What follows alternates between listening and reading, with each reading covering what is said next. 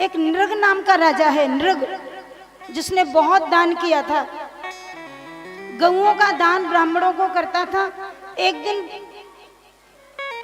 धोखे से एक गाय ब्राह्मण को दान में दे दी और वही गाय दूसरे ब्राह्मण को दान में दे दी, तो ब्राह्मण ने श्राप दे दिया कि तुम गिरगिट बन जाओगे।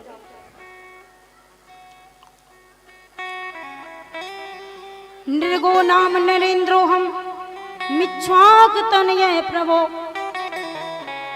बहुत सुंदर, भागवत जी में बड़ी सुंदर सुंदर कथाओं का वर्णन किया है। बड़े बड़े ऋषि मुनियों की कथा, भगवान की सुंदर चरित्रों का वर्णन, और भक्तों की तो इतनी सुंदर कथा है कि कितना त्याग करने से, कितनी कुर्बानी करने से, जप तप नियम स्वाध्याय, इसको करने से ठाकुर जी कैसे खुश हो जाते हैं। देखो, हम लोग मनुष्य हैं, हम सब कर सकते हैं। आप क्या नहीं कर सकते? यदि आज आपको मनुष्य नहीं बनाया जाता तो इस रामनगर में, इस प्रांगण में बैठकर आप कथा सुन सकते थे? कुछ लोग कहते हैं कि हमारे ऊपर भगवान की कृपा नहीं है। मेरे भाई बहन, जिसको बहुत सारा धन मिल जाए, कोठी मिल जाए, गाड़ी मिल जाए, बंगला मिल जाए, मैं नहीं समझती कि उसके ऊपर भगवान की कृपा है। भगवान की कृपा तो तब मानी जाती है जिसका मन भगवान के चरणों में लगा हुआ है, और जिसने जन्म लेने का फायदा नहीं। आपने जन्म तो ले लिया मनुष्य का, परंतु जब तक आप मानव का जीवन नहीं जियोगे तब तक जन्म लेने का कोई लाभ नहीं है।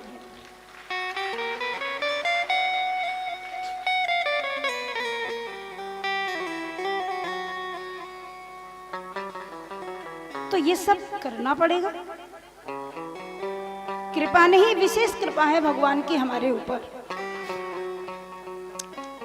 राजा नृग को गिरगिट बना दिया, उसके बाद भगवान श्री कृष्ण ने उसका उद्धार किया। दान करो, ऐसे पात्र को करो जो तुम्हारा दान ठीक जगह पर जाए। शराबी आदमी को दान नहीं करना चाहिए, चाहे वो संत हो, ब्राह्मण हो, कोई भी हो। शराबी तो शराबी है।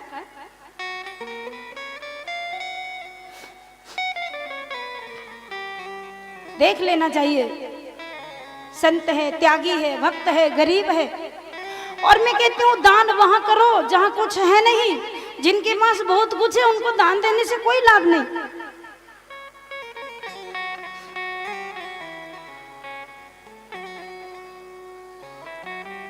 तुम्हारे दान की सार्थकता तभी है।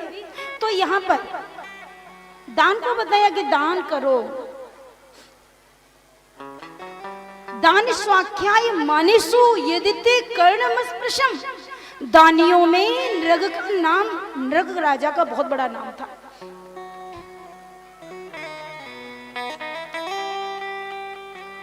उसका भगवान ने उद्धार किया।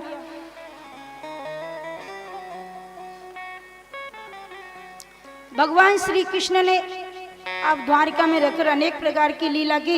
एक द्विविध नाम का वानर बड़ा उत्पात करता था, इसका उद्धार किया भगवान ने। अब ठाकुर जी की ग्रहचर्या देखने के लिए देवर्षि नारद द्वारिका में आते हैं। ठाकुर जी का परिवार बहुत बड़ा हो गया, 16,108 रानी बटरानी, और उनके इतनी संतान उत्पन्न हो गई कि पूरी द्वारिका में यदुवंशी बहुत हो गए।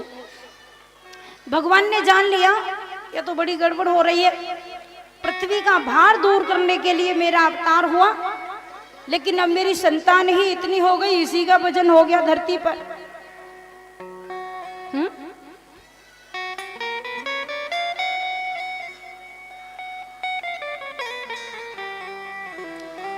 राजसू यज्ञ कराया भगवान ने। राजसू यज्ञ में जरासंध का भीमसेन के द्वारा उद्धार हुआ, और उसी राजसू यज्ञ में भगवान श्री कृष्ण की पूजा हुई।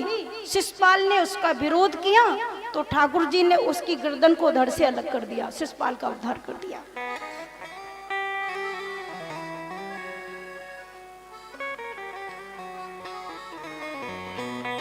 शाल्व को मारा, दंतवक्त्र को मारा, विदुरथ को मारा, भगवान ने बहुत सारे राक्षसों का विनाश किया द्वारिका में रह करके। और आइए अब इसके बाद आप लोग सुदामा चरित्र का प्रसंग श्रवण करेंगे, संक्षेप में ही सुनाऊंगी।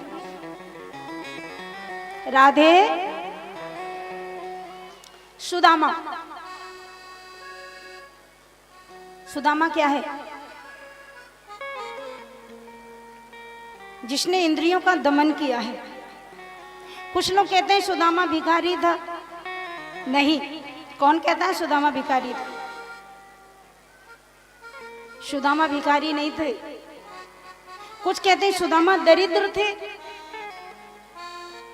सुदामा दरिद्री भी नहीं थे। आपको पता है दरिद्री कौन होता है?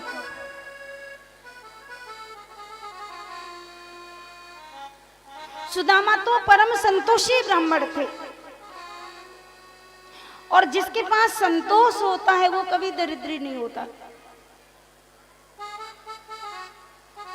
तुम्हारे पास तुम्हारा पैसा है और तुम्हें लग रहा है कि पड़ोसी का पैसा भी मेरे घर में आ जाए तो सबसे बड़ी दरिद्री तुम ही हो। 500 रुपया होने के बाद तुम्हें लग रहा है मुझे 5000 मिल जाए, अब 5 लाख मिल जाए, 5 करोड़ मिल जाए, तो तुमसे बड़ा दरिद्री कोई नहीं है। जिसने अपनी इच्छाओं का मर्दन किया है, जो संतोषी है, वो दरिद्री नहीं है, वो धनवान है। संतोष ही सबसे बड़ा धन है।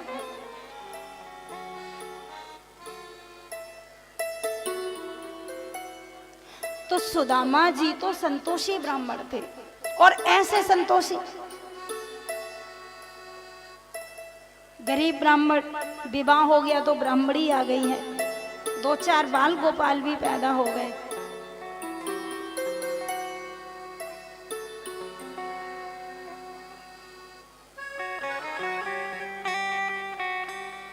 लेकिन घर में भोजन की व्यवस्था नहीं है, तो सुदामा जी ने कहीं जाकर भीख नहीं मांगी।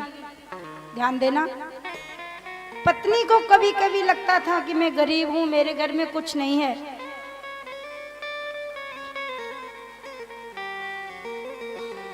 सुदामा जी तो स्नान ध्यान करके आते हैं अपनी कुटिया में, भजन करते हैं।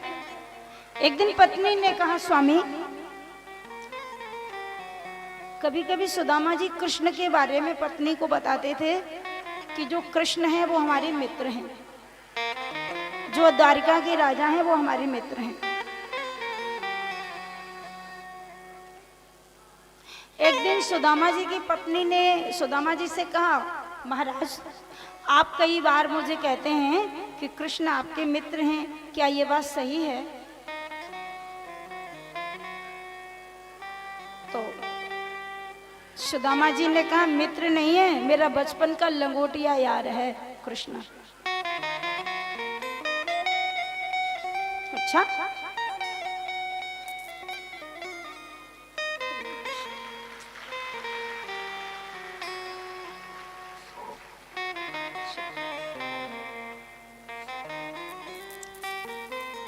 मित्र नहीं है, बचपन का यार है मेरा कृष्ण। तो पत्नी ने कहा कि अच्छा, वो तो द्वारिका के राजा हैं। हाँ हाँ, द्वारिका के राजा हैं। तो पत्नी ने कहा, वो आपके मित्र हैं, वो तो द्वारिका के राजा हैं, और हम लोग तो टूटी झोंपड़ी में रहते हैं। स्वामी, हम तो दोनों भूखे भी रह जाते हैं, छोटे छोटे बच्चे रोते हैं तो बहुत बुरा लगता है, इन्हें भी तो भूख लगती है, कुछ करो ना।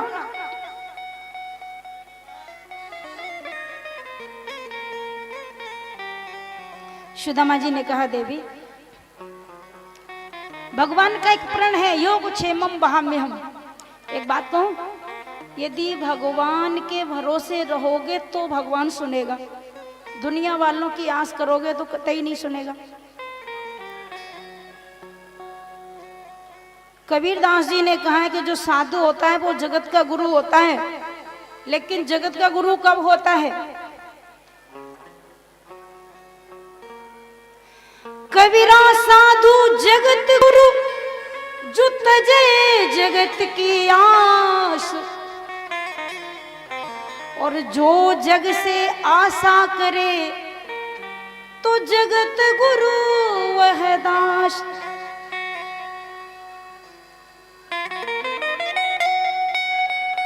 जो दुनिया की आशा छोड़ दे भगवान की आशा करे वो जगत गुरु, और जो जगन्नाथ को छोड़ दे जगत की आशा करे वो जगत गुरु नहीं। उसके लिए तो दुनिया जगत गुरु, वो तो उसका चेला ही है।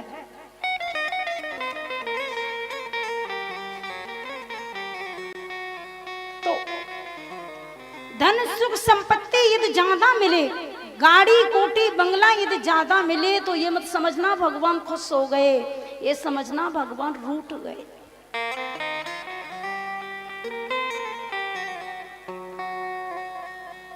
धनधारा सुध लक्ष्मी संपत्ति और परिवार ये साधुन को तब मिले जब कोपे करता। भगवान यदि किसी भक्त को ज्यादा संपत्ति दे दे तो कृपा नहीं, ठाकुर जी का क्रोध प्रकट हो रहा है, वो तुमसे दूर हो रहे हैं। क्यों?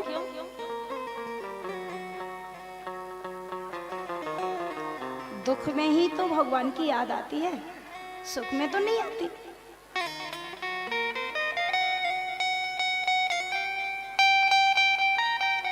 इसीलिए कुंती जी ने मांगा था भगवान से, भगवान ने कहा मांगो बुआ, तो कुंती ने कहा यदि तुम देना चाहते हो तो एक ही आशीर्वाद दो, वरदान दे दो। बोले क्या? तो कुंती ने इतना सुंदर मांगा कि दुनिया में कोई नहीं मांग सकता।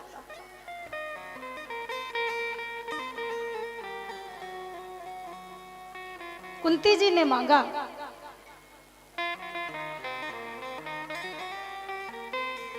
विपदा संतु न सस्वत तत्र तत्र जगद गुरो भवतु दर्शनम यत् स्याद पुनर्भव दर्शनम। कुंती जी ने कहा ठाकुर हे कृष्णा, यदि तुम मुझे प्रेम करते हो, मुझे देना चाहते हो, तो मुझे ऐसा आशीर्वाद दो, वरदान दो कि मेरे ऊपर से एक परेशानी दूर न हो तब तक दूसरी आ जाए। जब तक मेरे अंदर सांस रहे, मेरा जीवन रहे, मैं परेशानियों में ही बनी रहूं। भगवान ने कहा बुआ बाबरी है गई, ऐसा तो कोई वरदान ना मांगे, और तू मेरी खास बुआ है, कैसे वरदान मांग रही है? तो कुंती जी ने कहा कि मैं वरदान नहीं मांग रही, मैं तो इसलिए मांग रही हूं कि जब व्यक्ति को दुख मिलता है तो तेरी याद आती है, और दुनिया वालों का प्रेम मिलता है, उसको सुख मिलता है, तो तू दूर हो जाता है। तो मैं नहीं चाहती कि तू दूर हो जाए, मैं चाहती हूँ हर समय मुझे दुख का सामना करना पड़े ताकि मुझे ठाकुर की याद आती रहे।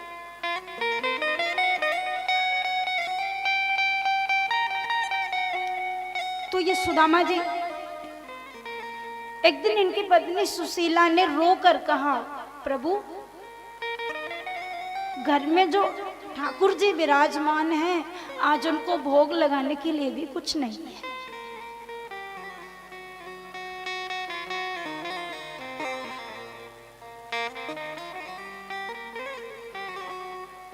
सुदामा जी ने कहा देवी मैं बहुत भाग्यशाली हूं। कैसे? सुदामा जी ने कहा देखो देवी, कोई भी जब एकादशी का व्रत करता है तो एक महीने में 2 बार करता है। ठाकुर जी ने मेरे ऊपर तो इतनी कृपा कर दी कि मेरे घर में तो रोज एकादशी होती है, रोज एकादशी होती है।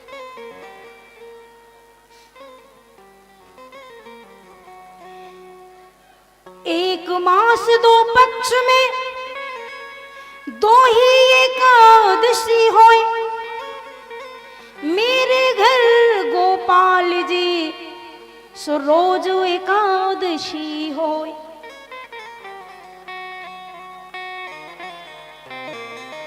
ये तो ठाकुर जी की कृपा है। देवी भजन करो, ब्राह्मणी को समझा दिया। ब्राह्मणी ने कहा कि ये सब बात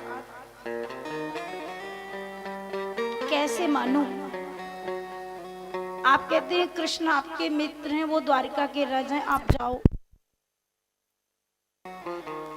अब थोड़ा बहुत रह गया है ना, तो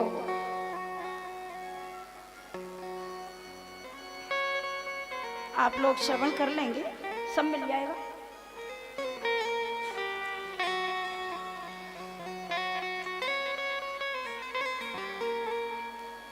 तो यहाँ पर सुदामा जी की पत्नी ने कहा कि कृष्ण आपके मित्र हैं, वो द्वारिका के राजा हैं और हमारे घर में रूखी रोटी खाने को नहीं है। आप जाओ ना, उनसे कुछ मांग के लाओ। आप जाएंगे तो वो अवश्य देंगे, वो तो दया के सागर हैं। पर वारे सुदामा, सुदामा ने बहुत सुंदर जवाब दिया, देवी कृष्ण द्वारिका का राजा है तो मैं अपनी कुटिया का राजा हूं, मैं कृष्ण से कम नहीं हूं, मैं क्यों मांगने जाऊं? वो मेरा मित्र है लेकिन मैं उससे मांगूंगा नहीं। क्यों, आपको शर्म आएगी? सुदामा ने कहा शर्म नहीं आएगी, लेकिन हम ब्राह्मण हैं, हम संतोषी हैं, हमें जो ठाकुर जी ने दिया है, प्रारब्धवश जीव को भोग मिलता है, उसे भोग लेना चाहिए। हम किसी से कुछ मांगने नहीं जाएंगे। अब सुदामा की पत्नी ने जान लिया परम बैरागी हैं, ये जाएंगे नहीं। 2-4 दिन निकल गए। 2-4 दिन के बाद सुदामा की पत्नी ने कहा, स्वामी आपको कभी अपने मित्र की याद नहीं आती? आपको कभी मिलने का मन नहीं करता है उनसे? सुदामा जी ने कहा बहुत करता है। तो आप जाते क्यों नहीं हो? सुदामा जी ने कहा कि उनका दर्शन करने के लिए जाने आने की जरूरत थोड़ी होती है, आंख बंद करो वही उनका दर्शन हो जाता है। क्यों जाऊं मैं? मुझे तो वही नित्य उनका दर्शन होता है। पर आज सुदामा की पत्नी सुदामा जी को भेज रही है द्वारिका, आपको जाना ही पड़ेगा।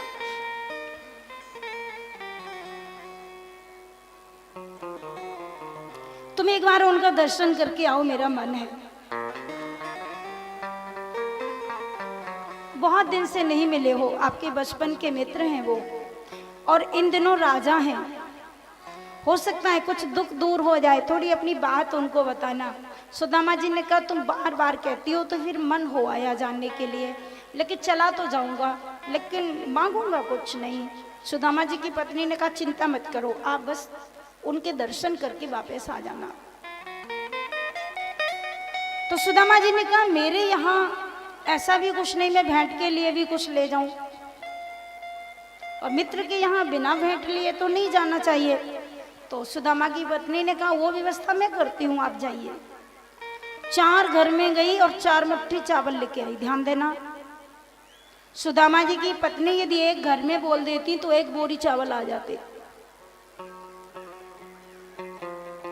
यदि किसी को आदेश कर देती मुझे 1 कुंटल चावल चाहिए तो 1 घर से आ जाता, लेकिन सुदामा की पत्नी ने 1 मुट्ठी चावल 1 घर से, 1 मुट्ठी 1 घर से, ऐसे 4 घर से 4 मुट्ठी चावल लिए।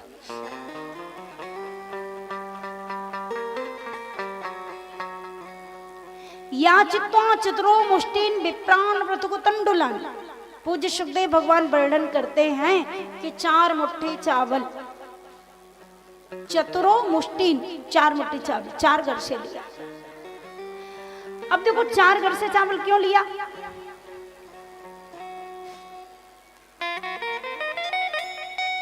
सुदामा की पत्नी जानती है कि मेरे पति संकोची हैं, कुछ कहेंगे नहीं।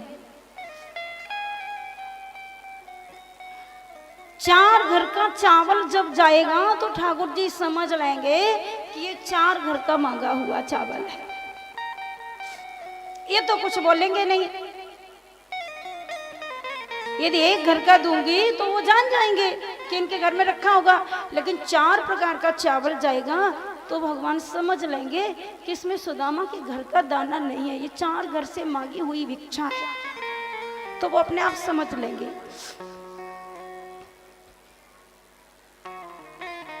दूसरी बात, 4 मुट्ठी चावल क्या है? धर्म अर्थ काम मोक्ष 4 पुरुषार्थ सुदामा भगवान श्री कृष्ण को समर्पित करने जा रहे हैं। 4 मुट्ठी चावल, धर्म अर्थ काम मोक्ष। न मुझे धर्म चाहिए, न अर्थ चाहिए, न काम चाहिए, न मोक्ष चाहिए, मुझे तो भगवान के चरण चाहिए बस। तो इस प्रकार अपने भाव को लेकर के सुदामा जी ने वो चावल लिए और सुदामा जी की पत्नी ने चावल को बांधा कपड़े में और बांधने के बाद में दिया। तो सुदामा जी ने अपनी ब्राह्मणी से कहा, देवी तुम यहीं रहना, मैं शाम को लौट के आ जाऊंगा।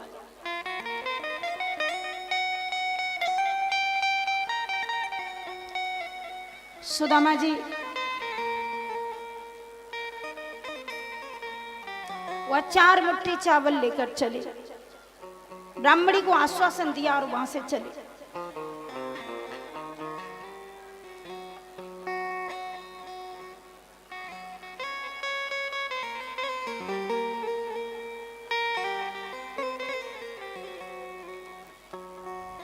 चार मुट्ठी चावल लेकर जब सुदामा जी चले, द्वारका के लिए प्रस्थान किया। भगवान का स्मरण करते हुए, भगवान का नाम लेते हुए। द्वारका में भगवान श्री कृष्ण विराजमान हैं और जैसे ही बूढ़े ब्राह्मण डंडा लिए, लोटा लिए, 4 मुट्ठी चावल बगल में दबाए, पैदल पैदल जर्जर शरीर है, पैर में जूते हैं नहीं, भूखे हैं, प्यासे हैं, एक लोटा है, एक रस्सी है, कुएं में से पानी खींच लेंगे, संध्या कर लेंगे, आचमन कर लेंगे, भजन कर लेंगे। साधुओं के पास तो यही होता है। तो वो लोटा रस्सी लेकर और वो लेकर के सब चले और जैसे ही चले तो चलते चलते चलते चलते एक नदी मिली।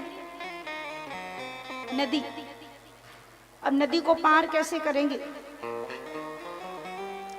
भगवान श्री कृष्ण रुक्मिणी के साथ क्रीड़ा कर रहे थे। भगवान को पता चल गया कि मेरा भगत आ रहा है, अब नदी को पार करना पड़ेगा। तो ठाकुर जी ने रुक्मिणी से कहा, देवी मेरा कोई भक्त मुझे याद कर रहा है, मैं जा रहा हूं।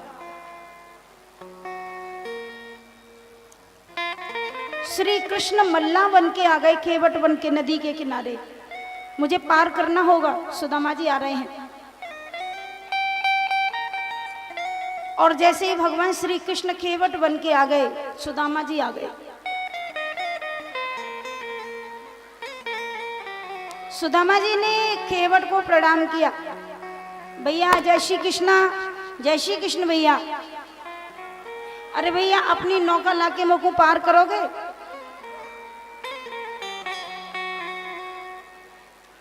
तो सुदामा जी ने कहा मुझे पार करोगे? तो ठाकुर जी ने कहा हाँ हाँ, पार तो मैं सबको ही कर दूंगा।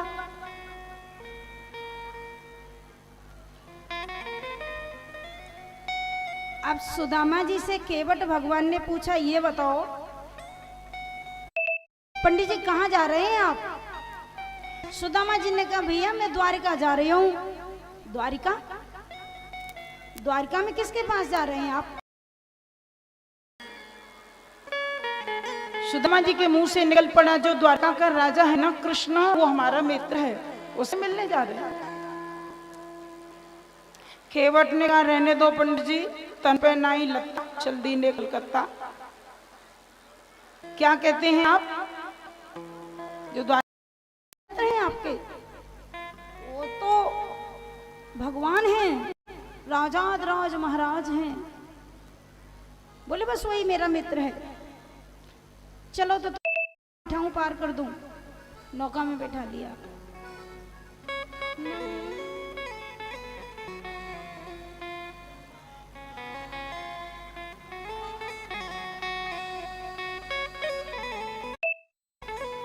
राधे राधे।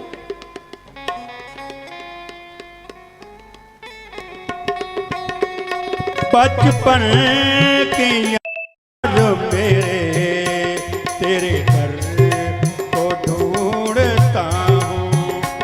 बचपन की यारों मेरे तेरे दर को ढूंढता हूँ।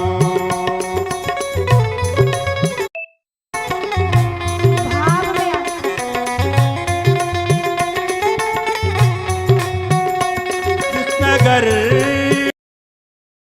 घर हो उस नगर को ढूंढता हूँ। घर हो उस नगर को ढूंढता हूँ।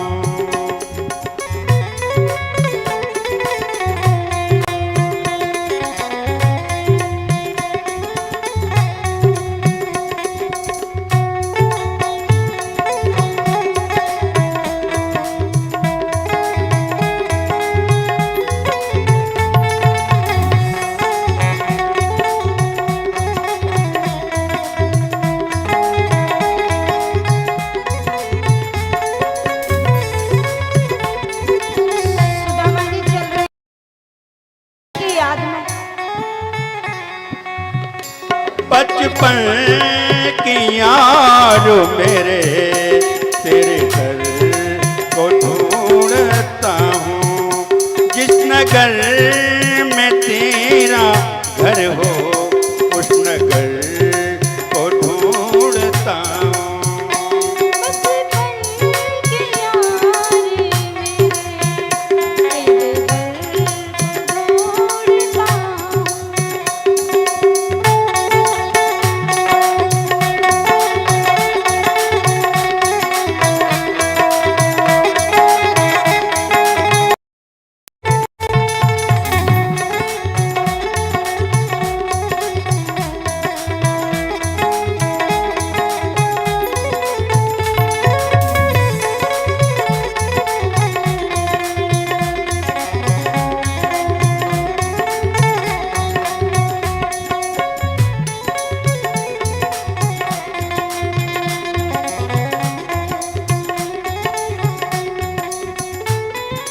तीनों के बंधु कहाते तुम्हें, सुख दुख तुम्हें, सर्वदाता तुम्हें। तीनों के बंधु कहाते तुम्हें, सुख दुख तुम्हें, सर्वदाता तुम्हें।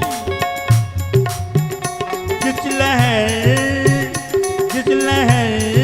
से गज को तारा, जिस लहर से गज को तारा, उस लहर को ढूंढता हूँ।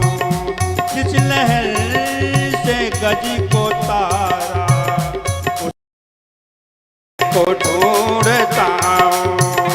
जिस नगर में तेरा घर हो उस नगर को ढूंढता हूँ।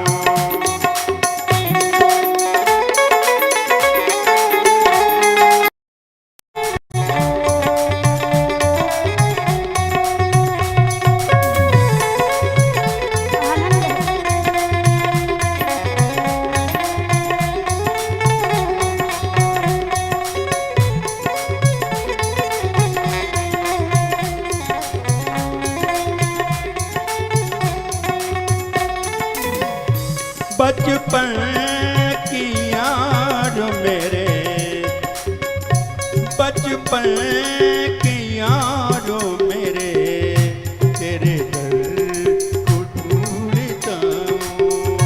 जिस नगर में तेरा घर हो उस नगर को ढूंढता हूँ।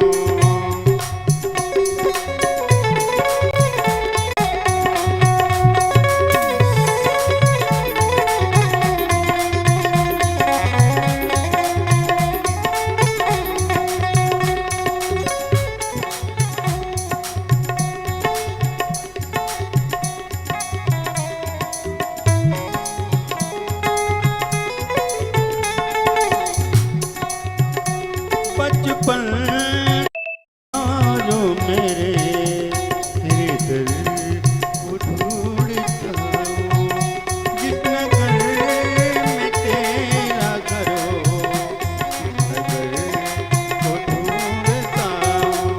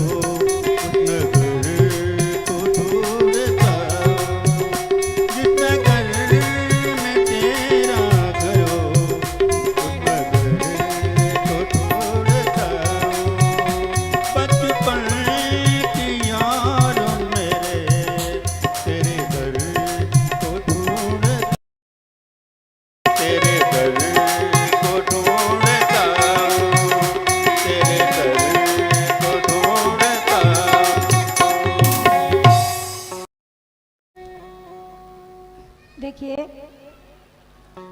तो सुदामा जी ढूंढ रहे हैं कहाँ है वो है बंसी वाले, द्वारका कितनी दूर है, मुझे पार लगा दो ठाकुर जी। और बैठे हैं नौका में सुदामा जी और चल रहे हैं, अब ढूंढ रहे हैं। कन्हैया ले पार, कन्हैया ले चल परली पार।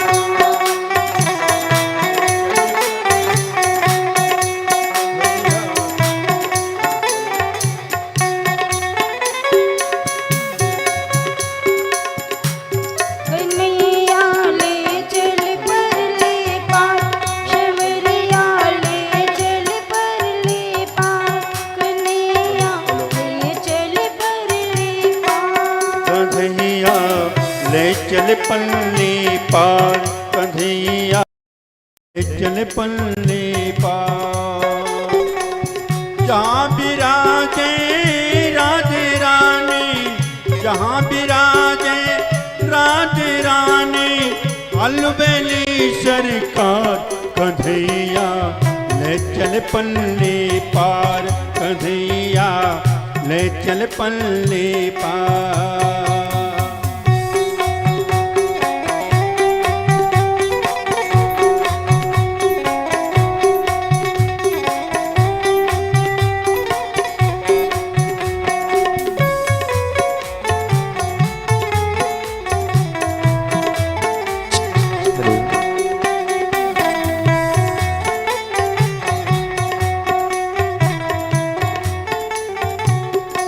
Olha, eu achei चिल्ला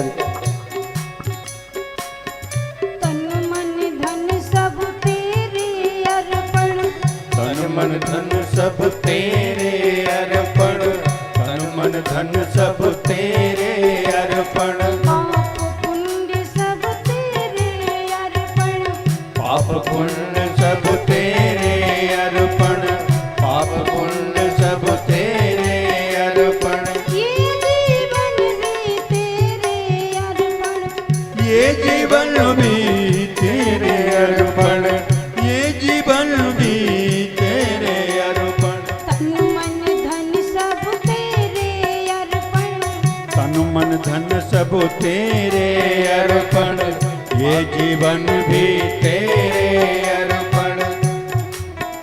राधे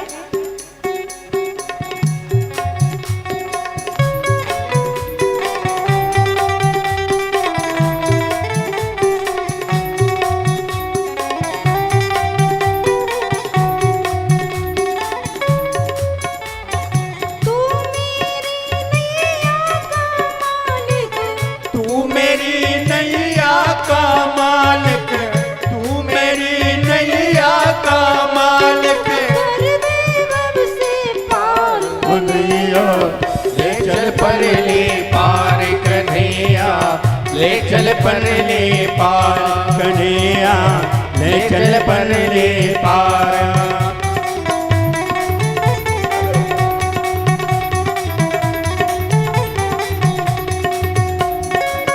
जहाँ विराजे राधे रानी, जहाँ विराजे राधे रानी, अलबेली सरकार, कन्हैया ले चल परली पार, कन्हैया ले पार, कन्हैया ले चल परली पार।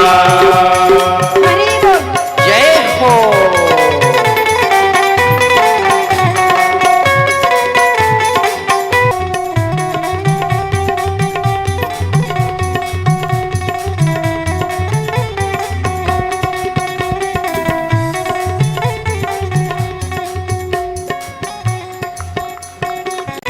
आनंद घन यहाँ बरस रहा है, आनंद घन यहाँ बरस रहा है, आनंद घन यहाँ बरस रहा है। पत्ता पत्ता हर्ष रहा है, पत्ता पत्ता हर्ष रहा है, पत्ता पत्ता हर्ष रहा है। पी पी कर कोई तरस रहा है, तरस रहा है, पी कर कोई तरस रहा है। हरि बेचारा तरस रहा है, हरि बेचारा तरस रहा है, हरि बेचारा तरस रहा है।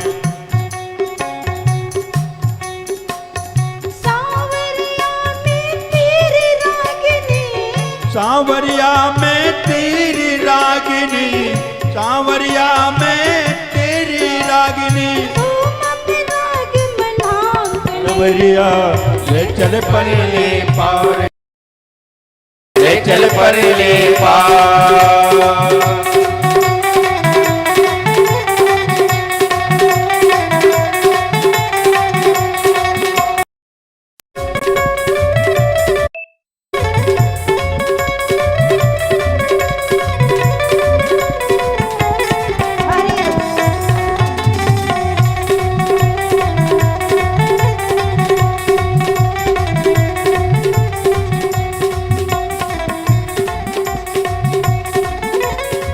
जहाँ विराजे राधे रानी, जहाँ विराजे राधे रानी, अलवेली सर को सगरिया। ले चल पल्ले पार कन्हैया, ले चल पल्ले पार कन्हैया, ले चल पल्ले पार।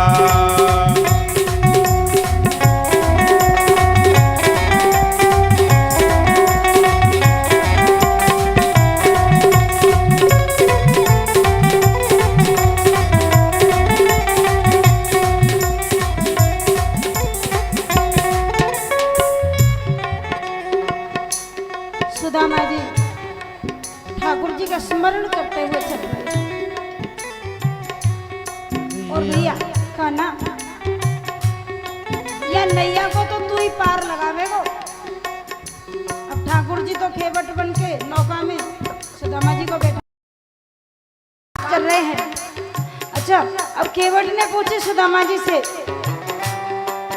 एक बात बताओ, जो कृष्ण को तुम अपना मित्र बताते हो वो तो द्वारिका के राजा हैं, और तुम इतने गरीब हो, तुम्हारे पैर में जूते भी नहीं है, तुम्हारे शरीर पे वस्त्र भी साबुत नहीं है। तो सुदामा जी ने कहा, भैया बाकी नेक बन गई है, मेरी नेक बिगड़ गई है। बाकी बन गई है और मेरी बिगड़ गई है, बाकी है तो मेरा मित्र।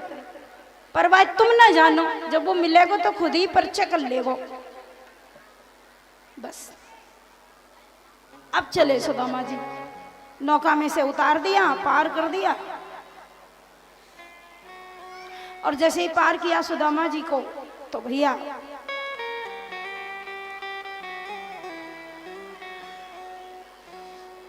जी बोलिए द्वारिकाधीश भगवान की।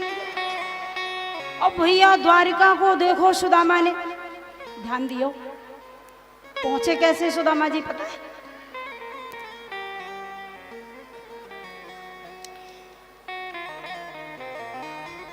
खेवट ने नौका से पार कर दियो। अब सुदामा जी ने खेवट से पूछी, भैया खेवट ये बताओ मोको, यहाँ से द्वारका कितनी दूर है? तो खेवट ने कही कि द्वारका तो बहुत दूर है, आप कैसे जाओगे? बोले पैदल ही जाऊंगो। कितना समय लगेगा? खेवट ने कही यदि आप इसी प्रकार से जाओगे तो 6 महीना जाए में लगेंगे, 6 महीना आए में लगेंगे। सुदामा जी ने कहा, बाहर लाला इतनी दूर है, तू वो कुछ 6 महीना जाए में लगेंगे, 6 महीना आए में। मैं तो बूढ़ा ब्राह्मण मुँह पे न चलो जाए। अपनी फटी फटाई धोती को लिया, ओढ़ के नदी के किनारे रेती में ही सो गए। लाला मैं तो आ ना पाऊंगा, अब तेरी गर्ज पड़े तो मेरे को ले जाइए, और मेरे को बेटा बिटिया चाहिए नहीं, हाथी घोड़ा चाहिए नहीं, कोठी बंगला चाहिए नहीं, मैं काय को आऊंगा? मैं तो अपने घर जाऊंगा सो, मुझे कुछ चाहिए ही नहीं। और इतनी दूर में कैसे आऊंगा? बस वहीं लेट गए। ठाकुर जी ने जान लिया, भगवान श्री कृष्ण ने अपनी योग माया को भेजा, जाइए और सुदामा जी को सोता हुआ उठा लाओ, द्वारका के मुख्य द्वार पर जा आकर के लेटा दो। तो सुदामा जी को द्वारिका के मुख्य द्वार पर योग माया ने ला करके लिटा दिया। और जैसे ही मुख्य द्वार पर सुदामा जी सो गए। अब भैया आंख खुली तो जैसे ही आंख खुली सो देखी सोने की नगरी, सोने की नगरी।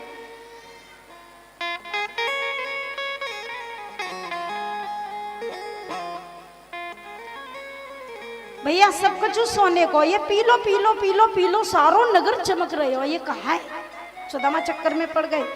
ठाकुर जी के दो सेवक खड़े थे, द्वारपाल, सोने की डंडी, सोने की जूते पहने हुए, सोने का मुकुट, सोने की खड़ाऊं, सोने की डंडी लिए। सुदामा जी ने देखी भैया। जय श्री कृष्ण भैया, जय श्री कृष्ण।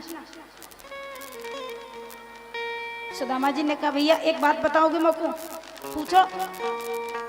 सुदामा ने कहा पहले मेरे को ये बताओ कि मैं सोए रही हूं कि जग रही हूं? तो सेवकों ने कहा महाराज क्या हुआ आपको? बोले भैया मैं तो नदी के किनारे सोयो भयो, अब मेरे को ये बताओ मैं सपनों तो ना देख रहा हूँ, जो कहा है पी लो सब चमकनो चमकनो, मैं तो बड़ा भ्रमित है गया। अब मैं कैसे जाऊं? मैं तो ब्राह्मणी को घर पे छोड़ के आया हूँ, मेरे को वापिस जाना है।